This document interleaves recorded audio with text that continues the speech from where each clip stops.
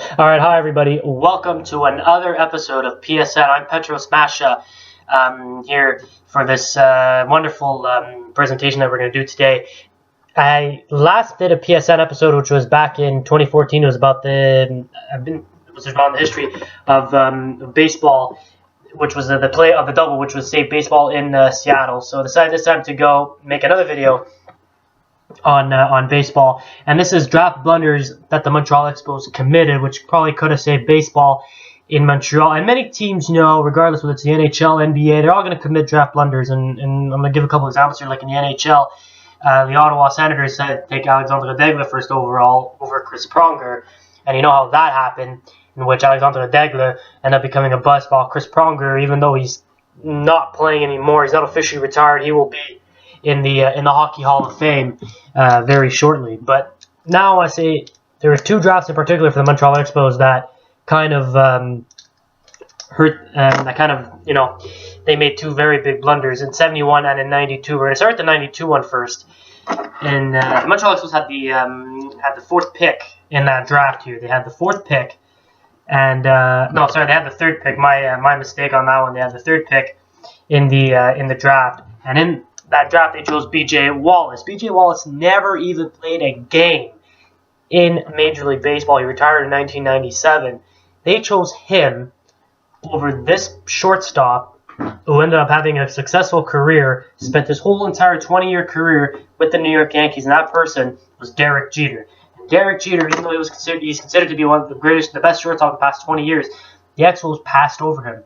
And mind you, the Expos were slowly starting to become a powerhouse in the 90s, before 94 with the strike, because they developed guys like Larry Walker, Marquise Grissom, John Wetland. They had acquired Pedro Martinez for Delano DeShields.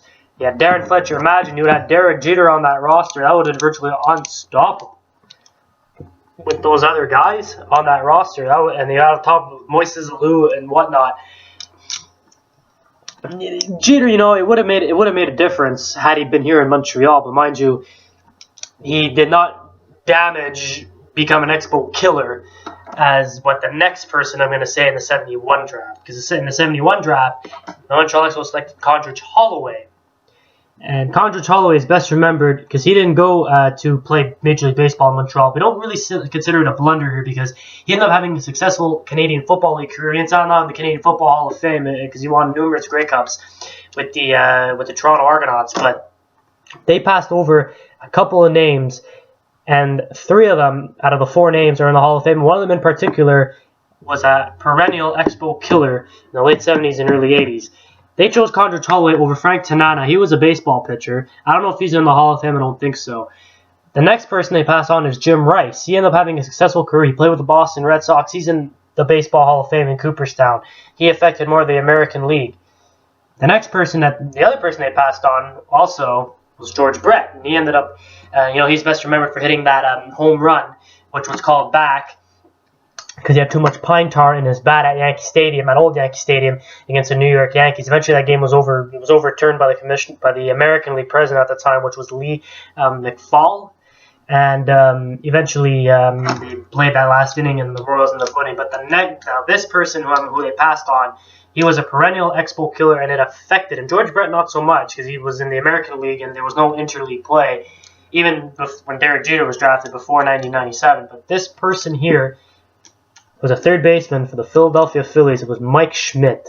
Mike Schmidt was known as a perennial Expo killer. He continuously, every opportunity, had his best games against the Montreal Expos. I wasn't born at that time, but in 1980 in particular, the Expos and Phillies were tied, and whoever won that weekend series in the final game of the year would go on to the playoffs. Mike Schmidt virtually single-handedly won that first two games for Philadelphia, ending up helping Philly to clinch the National League East. Ended up winning the World Series in 1980. Even though the Expos did win in 1981, the year after, they won the division. Mind you, it was the second half of the year, and they beat Philadelphia in the only divisional series because they had the first half winners and the second half winners.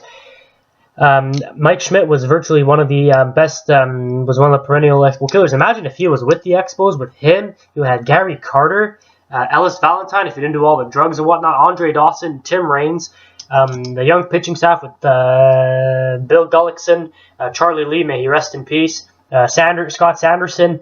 You know, the Expos would have probably overtaken Philadelphia or even Pittsburgh, and Pittsburgh actually had a good club with Willie Sturgill in the late 70s, early 80s, but unfortunately it was not to be.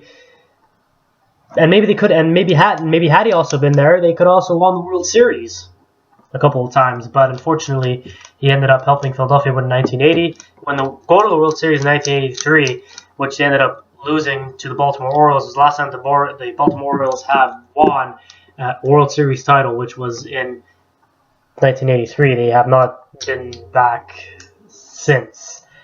But at the end of the day, when we look at this, we wonder, wow, imagine you would have had one of the greatest shortstop to play in the last 20 years, end up being the captain of one of the most prestigious franchises in Major League Baseball, Derek Jeter. But he probably wasn't going to stay long because, you know, the Expos wouldn't, because at the time Club Bush wouldn't be able to afford him.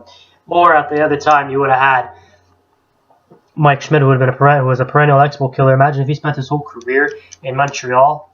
Maybe we would have still had baseball here in Montreal. Maybe Olympic Stadium would be getting more people. But those are questions that we don't know the answer to. Anyway, this is a small clip of PSN. This is a very short episode. And the next video that we're going to do, it will be sometime either this weekend or next week.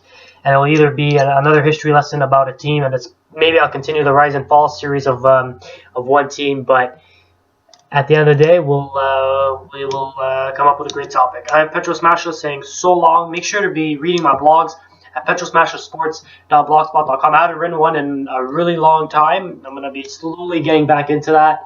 And we'll see you again next time. Have a good night.